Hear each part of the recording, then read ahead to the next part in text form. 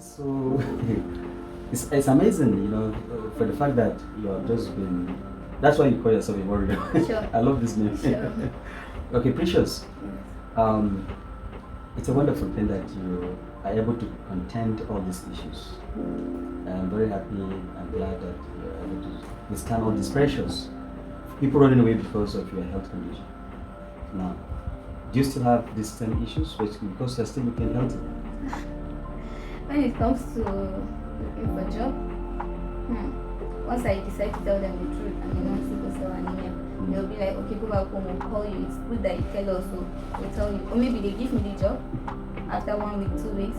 If I get any challenge, they'll tell me to go back home and wait. They'll call me back and I'll never hear from them again. But is this sickness, sickle cell anemia, a transferable disease? No, it's not. So why people are so dubious about it? I don't know. They said, according to them, they think sickle cell anemia don't last. They don't still know. I remember during my primary school days, one of my neighbor that said, I will not even last more than 12 years. 12 years, yeah. Me, I had a brother who spent 35 years before he died. And that was because there was no proper care. Yeah. And How old are you now? I'm 30. You? Yeah, I'm 30. Yeah. You're still looking very By the young. grace of God, we're still counting. Yeah. God willing, inshallah, you're going to spend the 100 years to come. I pray so.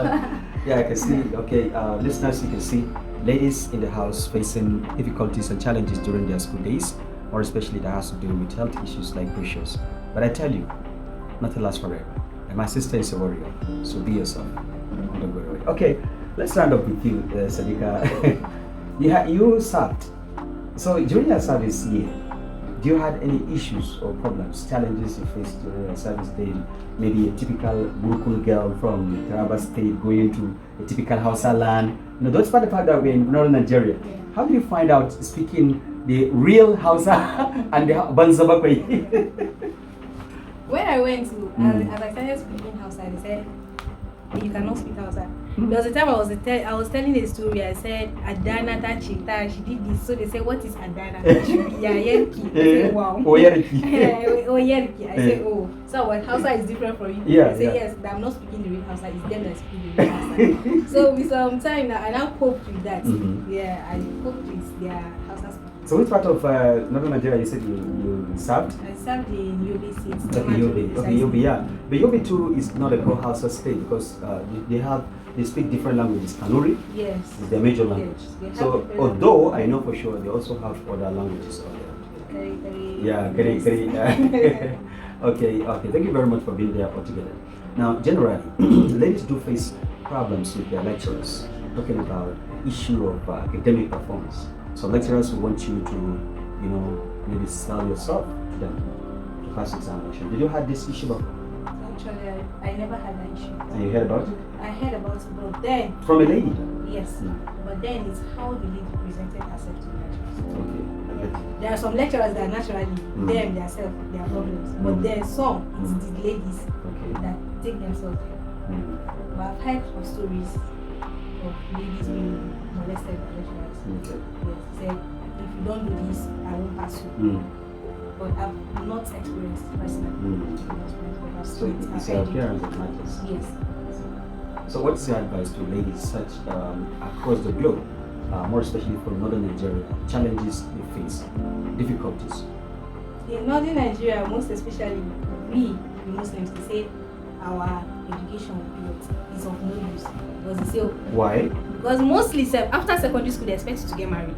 Who is expecting to get married? Your father or the community? Yes, the community and the... Okay, and this is part of the challenges we're talking about. Yes, go ahead. The community will expect you to get married after secondary school. They'll say, what do you do to university? After you get married, you're just staying in your husband's house. And most of the northern men want full-time housewives.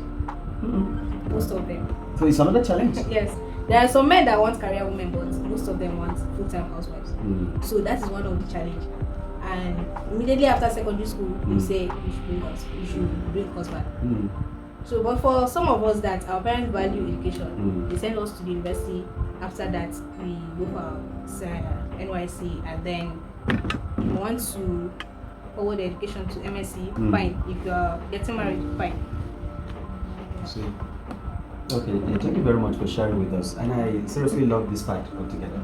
I known of a lady who she graduated and she now becomes useful to the society. I would like to invite you one day on an issue that has to do with hockey. Yeah, the problems ladies face during, yeah, more especially, and the importance of education in northern Nigeria. So that we'll discuss these issues better. But I want to thank you very much for sharing with us the challenges ladies face during their school days in northern Nigeria. Thank you very much for listening and attention. I remember humble self Umar Adam Babangida, the presenter, Zora Soyeya, Endless Love Stories, and together with Precious Blessing Gabriel. saying Thank you.